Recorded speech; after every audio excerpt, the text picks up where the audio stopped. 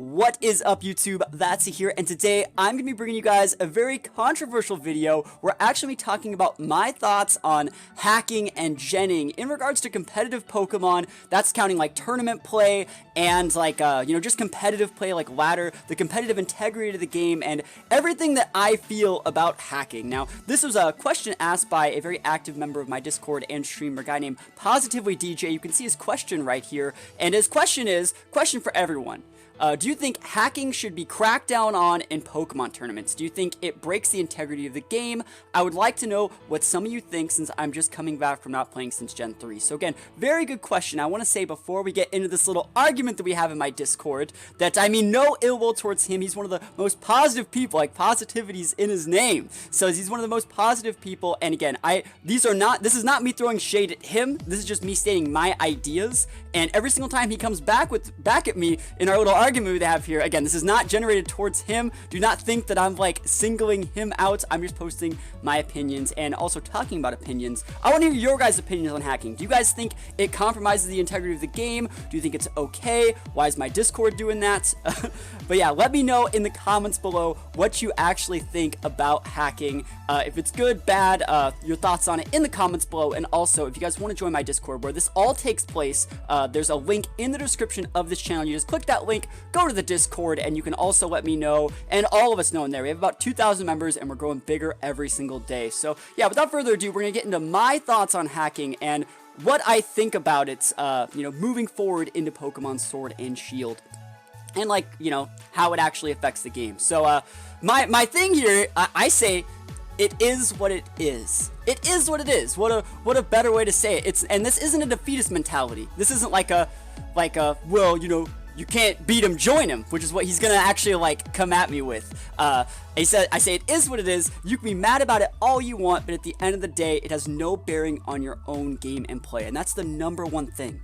People can hack all they want. They can hack the most perfect team, and as long as they're hacking legally, as long as they're not making all of their stats 9999999, I think that it's kind of okay, and it's something that like we have to deal with. Like, we have to deal with it. You have to be able to at least accept it if you want to play the game at a high level, and I'm going to get into that in a minute. So it has no bearing on your own game and play. Sure, people can hack all they want, but that doesn't affect your game. That doesn't affect your team, your play style, your strategy. It doesn't affect anything about you. That's on someone else. If someone else wants to do that, that's on them. It has nothing to do with you. And so, again, he came back, he's like, because I said, you can be mad about it all you want, and again, I'm not putting any of these little words that I say towards him, but he took it as an offense. He says, I'm just wanting opinions. So again, I correct myself here, and we're going to scroll down. This is actually going to be probably kind of long. So anyways, I say, not saying you were mad, there we go, not saying you were mad, just people in general. Genning, otherwise hacking. So the reason I call it genning, for those who don't know, is there's a program called like PokeGen or something like that, and that's how people hack the Pokemon on the computer, and then they just trade them into their games. But genning is a thing, and it's a thing that has absolutely no effect on your game or your work ethic. If it gets to anyone, then they are just using it as an excuse for why they aren't living up to their fullest potential. And that's how I see it. If someone's gonna take the time, right, to say like, well, like, I would have won if that guy wasn't a hacker. Bro, instead of saying that, like, how about you just practice more? How about you think of a more creative strategy? If you know that there's gonna be hackers hacking these things, how about you get the things that beat those things? It's not even hard. Yeah, I talk about it. I even use like the super nerd little emote voice. Instead of them complaining about why they could be, instead of them complaining about it, they could be putting in the work to get better. And everyone can get better. Even me, I'm an expert, but I can always get better and do more to make an even better team, to have a better impact on the scene in general. Like I just said, I would have won if their mons weren't perfect. Then do the work to get perfect mons, or don't complain, which is exactly the thing. Like, I'm gonna say, like, I've been playing tournaments since, like, Gen 4, I've won thousands of dollars going to tournaments and stuff like that, with not perfect mons, 2, 3 Ivy mons with the wrong natures, mons with the wrong movesets, and there was only one time, where I was salty because I couldn't get, a specific Pokemon in time, and I dealt with it. I was like, you know what, I can't get a Pokemon in time. I know that I could get someone to hack it for me, but I'll just, try my best with what I have. And you know what I did? When I went home I went right on the grind and I got one of those mons. The one that we're speaking about was a Bronzong. I realized when I went to a 2016 Pokemon VGC Regional, I was like, man, my team was Groudon, Xerneas, Jumpluff, like Salamence, and the Pokemon that I had a Cresselia, and then I had an Aegislash, and I did not like the Aegislash. Aegislash was just taking up space, didn't really need it. I wanted like a Wide Guard user, but I also needed a Steel type to check Xerneas, and I just wasn't feeling the Aegislash, and I realized on the drive to Arizona, where the regional was, I was like, man, if I had a Bronzong, I could do so many more things. I could trick him other Trick Rooms, I can go Gravity Hypnosis, Gravity will help Precipice Blades hit, and I was like, man, Bronzong, I could win this regional if I had one. But, and I knew people that could hook me up with a Bronzong, obviously. I know so many people that could hook me up with stuff. But I was like, you know what? I've practiced with the Aegislash. I've done my best. I want to see if my best is good enough to do well. And I ended up getting top 32 with that regional, but I know I could have made top 8 if I had the Bronzong. But it came down to me wanting to do my best with what I had practiced. And, you know, and when I got home, I got a Bronzong. Another time was when I was playing in top 4. A very similar situation. I was playing in top 4 of PC, and I had been practicing on Showdown, where all the Pokemon you use are perfect. And I had Eevee trained a Groudon on Showdown to live like a Life Orb Rayquaza, whatever that Delta Ascent move is, Flying Dragon's Ascent. And I knew I was going to live like 10%, and my opponent Dragon's Ascent my Groudon, and it was common knowledge that like Groudon, even like a sweeper set, lived the Dragon's Ascent. He Dragon's Ascent, and he one-shotted my Groudon, and I was like, fuck. I forgot the Groudon that I have in game has like 18 HP IVs. And so I actually got KO'd. And I was like, damn. Yeah, I probably should have had a perfect Groudon. So you know what I did? The next time I needed to use a Groudon, I used one that was perfect. I held the L, and I wasn't like, and I knew the guy hacked all his Pokemon. Everyone hacks their Pokemon at VGC events. But I didn't like, you know, hold it against him or think I was any better than him for it. And, you know, I hold the L's, and then next time, you know, you just use, you put in the work and you get something that is better. You do better. You can always be better. And that's going to be the thing that I'm going to be trying to talk about. All right. So again, we're going to see what he has to talk about here. Like I said, so he says, by do the work, you mean find someone with a Gemmon? I just explained that. I said, no. I said, no, just get it in-game. Every mon that is legal in VGC and Let's Go can be caught by legit means. And I'm going to briefly critique this. Obviously, not everything can be caught. Things like Mew, for example, in Let's Go, you can't catch Mew. You can only get it on the Pokeball Plus. Pokemon like Lugia with Multiscale in VGC 2019, you can't catch that, but you can get them. They definitely exist in real life. You can trade for them. In VGC, you know how often I go on the GTS, like, just to trade for Pokemon, and I'm not trading for Pokemon that are 6 IV shinies, like, I'm just trading for, like, Breejecks, and, like, I'll just use those. That's totally fine. Like, the Tapu Koko I top cut San Jose Regionals with is mild, first of all, not a good nature on Tapu Koko, but it had HP Ice, and it had, like, really, really bad IVs, and I'm like, I'm still gonna use this, like, because I need HP Ice, I need a special attack boosting nature. Even though it's not perfect, it's good enough, and I top cut that tournament, got a lot of money. And, you know, you play with what you have. You do your best when you can with what you have, and never be satisfied until you can do better. So, yeah, like, every mon is possible to get, or else it wouldn't be, like, that's the reason why VGC and Let's Go, why I mentioned those games, why you don't use things like Victini and Keldeo, because it's not possible for everyone to get Keldeo. If you were to just start your game up right now and be like, alright, I want to use Keldeo, the event for Keldeo is gone. Like, you can't get Keldeo right now. You can try and trade someone else for Keldeo, but there's no, like, Keldeo for you to get right now. And that's why those Pokemon aren't legal in those formats. So, I note that I did not say singles. Like, I mentioned, like, VGC and Let's Go, where everything can be got.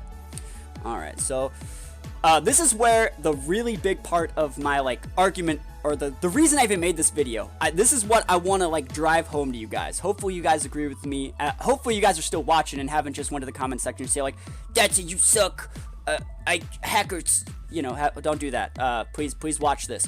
So, let's see. I'll phrase it like this. What's your list of seasons from favorite to least favorite? And I'm gonna say, I did not come up with this idea. This is an idea from a guy named Jim Rohn. He's a motivational speaker, and believe it or not, if you guys go look up Jim Rohn, a lot of the stuff I say actually, like, really does come from him, because I feel he's a very influential guy. But anyways, Positivity DJ says, spring, summer, fall, and winter. So it means he likes spring, then summer, then fall, then winter. Winter's his least favorite. Alright, so we're going to read down this. I say, so just because you don't like winter, that doesn't mean it doesn't exist, and it doesn't fulfill an important role in setting up for spring. You know, how many times has spring come after winter? Every time. How many times has summer come after spring? Every time. How many times has day come after night? Every time. That's how life works. That's like how it works.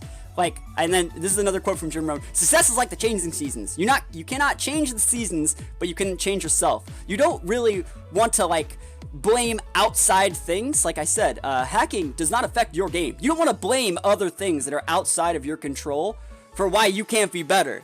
Like, you can always change and like do more with what you have. It's totally possible, I promise you. One of the things about like my team styles is, if you guys look at my teams, like, you know, I've been playing for years, going back all the way to like 2011, and even before that I was a singles player until like 2007. I've never had like the best Pokemon. I don't really like Landorus because I've never really had them in game, and part of that is because I don't want to do the work to go soft reset for Landoruses. That's 100% a part of it. You can call that laziness, but you know, most people just hack a Landorus.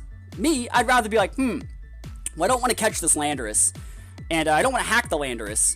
So how do I beat the things that I need to beat with a Landorus without having a Landorus? How about I think of really unique ways to fill up for that hole in my team without using a Landorus? And all my playstyles, all my teams are so unique and crazy.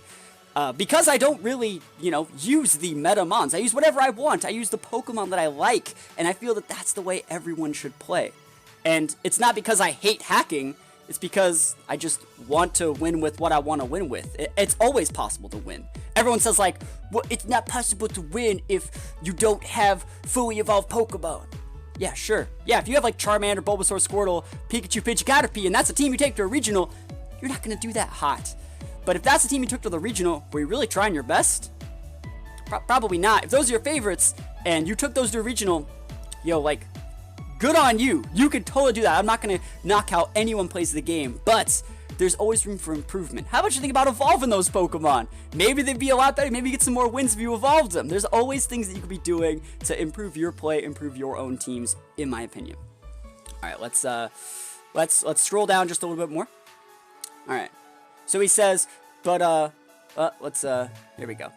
But wouldn't it be considered cheating to skip winter to get back to spring just because you like it more? Like I said, how many times does spring come after winter?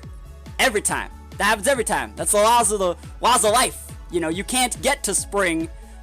You can't get to a correct spring without going through winter. And you know, life, the way life works, you know, you live for like 60, 70 years. You only got 60 springs, 60 winters, 60 summers. You got to max out each one of them. You got to go through the hard times to get to the good times, in my opinion. Skipping these parts might be tiresome or irritating. Just to get back to the part you like, is that typically considered cheating or the lazy man's way out and is looked down upon? Why is it acceptable here? So he's saying, why is it acceptable in the Pokemon community to skip all these seasons that you don't like? And so I don't even like give that a frame of mind, because we're gonna get to it. I'm not ignoring his question here. We're gonna get to it in just a moment, because we're busy typing all this stuff. And so I say a few more pretty good Jim Rohn quotes, because Jim Rohn's a pretty good guy. Say, don't wish it was easier, wish we were better. Winners don't wish for less problems, they wish for more skills. I'm trying to bring him out of this mentality that it's like he's definitely saying that like the hackers are making it so a lot of people, not just him, because I'm sure he's talking about his community. A lot of probably people in his community don't like hacking. And I'm not like saying go hack all your stuff. You're gonna see when we get down. I'm not advocating for that, but I'm trying to pull him into the mentality that it's on you. You control your thoughts on how well you perform when playing in a competitive tournament, in the competitive scene. That's all on you. You know, you can't hack skills, and that's one thing I wish I would have talked about here. You can't hack skills, and we're gonna actually get to that eventually. We're eventually gonna get to it, but yeah, you can't hack skills. All right, and so we get into like a little bit off topic here. He says, you can have all the knowledge and skills in the world, but sometimes it does come down to who has the better equipment, right? you can be the best general and tactician in the world, but if your military has bad equipment, then you can't win anything. And, you know, that's what I was talking about. If your team's Bulbasaur, Charmander, Squirtle, Pidgey, Pikachu, even if you're the best player that's ever played the game, you're not going to win a regional. Not with that. You know, you can meme a little bit. You know, you could have just the Bulbasaur and like 5 other good Pokemon, but like, you know, you can't have all memes and win. You're right. You know, you can't. You can be the best, but if your military has bad equipment, you won't win anything. Right? He's not wrong. There is a wall that everyone hits with their teams. That is true. But if you're gonna do all the work to be the world's best tactician, then why wouldn't you do the work to have the best army? You know, part of like a tactician that's like, I'm gonna outthink everyone, but doesn't have the resources to think of having a good army to do it. That's not good. Imagine if you're like a basketball coach and you're like, all right, I have all these really good plays and I know how we can score so many points, but then he looks at his team and his team's like, you know, it's like Space Jam, bunch of like Looney Tunes versus the super monsters and stuff like that. You're not gonna win. You gotta spend your time developing your team just as much time as you develop your strategies. Like the balancing the two of those things, the team building process and the strategies, that's the same thing. They go hand in hand. Like I said, it sounds like a tactical error if you don't spend enough time to develop a good army. And I say, seriously, anyone who has a problem with hackers won't amount to much in life. And that's a life fact. If you're going to spend all your time complaining about people hacking and that making it so you can't perform to your highest potential, you're going to use that excuse all over life. You're going to say, oh, I didn't get the promotion at work because, you know, like this guy, you know, used connections to get the promotion. I'm never going to get promoted, you know. Or like, let's say, you know, a doctor sends you a report saying like, oh, the medical report wasn't good. And if you're just going to sit there and say the medical report wasn't good and you have cancer, you're not going to go to chemotherapy to get it fixed. Like, you're going to use that excuse all over life for why you can't win instead of trying to find ways to win using your own strengths. And, you know, everyone has strengths that suit their own personality, play style, everything. That's going to be applied to life, you know. It's not just what we're looking at with hacking. Like this whole argument can be totally applied to life, in my opinion. Like you gotta try your best to win with what you have, and that's what I'm trying to get across to him. All right. So he says you're only able to be a general for an army you can get into, which is typically a product of your upbringing, your home country. So like I said, we went off topic here. So you won't be able to do all the work to have the best army. Also, genning or hacking isn't doing all the work, it's actually skipping all the work, is it not? So you say, do all the work when you actually mean find someone who has bypassed all the work and gives you an easy ticket. So he's trying to ask me if I'm hacking again, I think. But he talks about this like army thing, and he's saying like, if you were really a general of an army, like, let's talk about like the Civil War. Obviously, the North had like a huge advantage in terms of like, you know, recruits and infrastructure compared to the South, who was more like ragtag. And, you know, you don't get to pick which side you fight for. You know, if you're in the South, you fight for the South for the most part. That's what he's trying to say. And I was like, no, this is a video game. This isn't like actually a fight. You 100% can do all the work. That analogy I talked about like Landorus earlier, how like I didn't want to go catch Landorus and I didn't want to hack it. I could most definitely go catch Landorus. That's the easiest thing in the world. It's in the game. I could soft reset for it. I could put the time in for it. And if I didn't want to put the time in for it, well then it wasn't that important, right? Saying you can't because you have been dealt a bad hand is an excuse, and it most definitely is an excuse. Saying you don't want to put the time in to get Landorus or Mewtwo or something like Melmetal and Let's Go. Saying that, like, that you, like, I can't do it, I work, I have school. Well, but then you didn't want to do it. Like, if you're someone, like, this is how I see it, because remember, this whole talk is about tournaments. He's talking about tournaments. So if you're going to fly all the way across the world, across the country, thousands of miles to go to a tournament, and you don't have time to like soft reset for a legendary, maybe you shouldn't fly all the way across the country to compete. Like, maybe if that's stopping you, if you're like, I can't play, I don't have legendaries, well, like, maybe you shouldn't play. Or maybe you should like allocate your time better, so maybe you catch those things on the flight, because like the flights are pretty long. Just my opinion.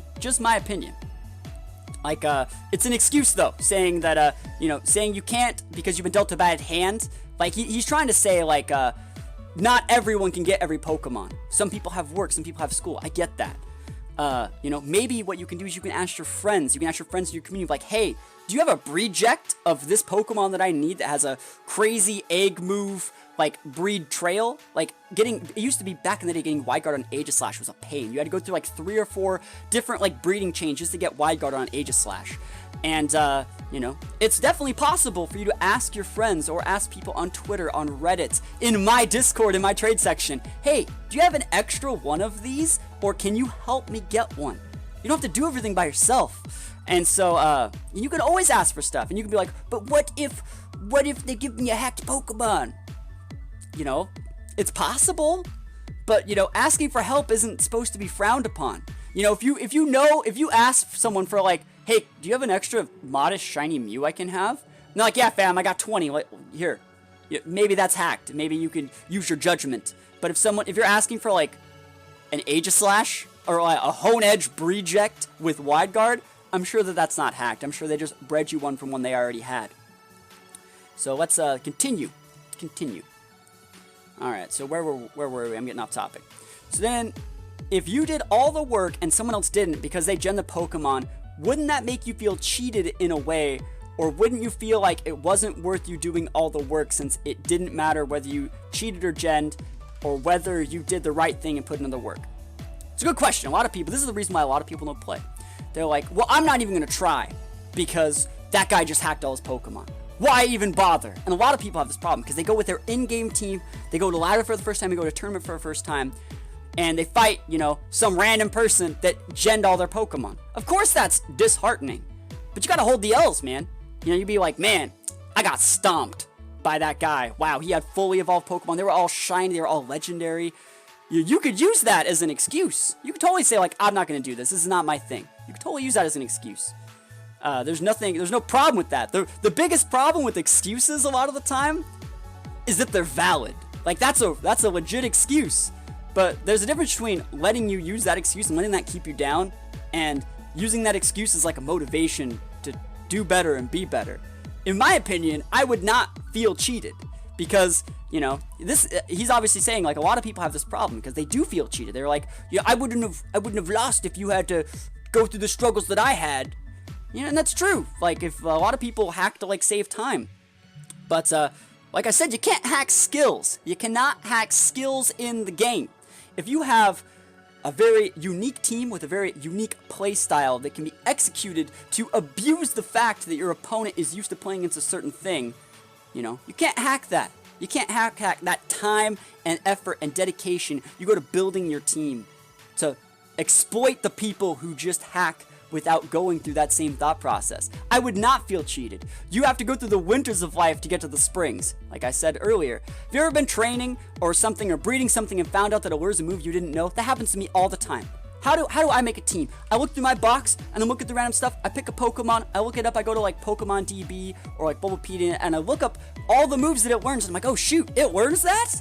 Oh man, I'm gonna build a team around that. That happens to me all the time. Or I'm like Eevee training and I'll find a shiny. That's always a cool thing that you can't get that if you're hacking. Or like, you know, I'm Eevee training and, you know, I come across like a random Pokemon in an area that I didn't even know it was existing. I was like, oh man, no one uses Tauros. I want to use Tauros. That sounds like a blast. Start thinking of ways to use Tauros in games. And it's that type of like time and that I don't know. I don't really know how to explain it, but it's that time that you're dedicating towards that building of a team that really does help you. And that's the thing that someone that hacking just can't get.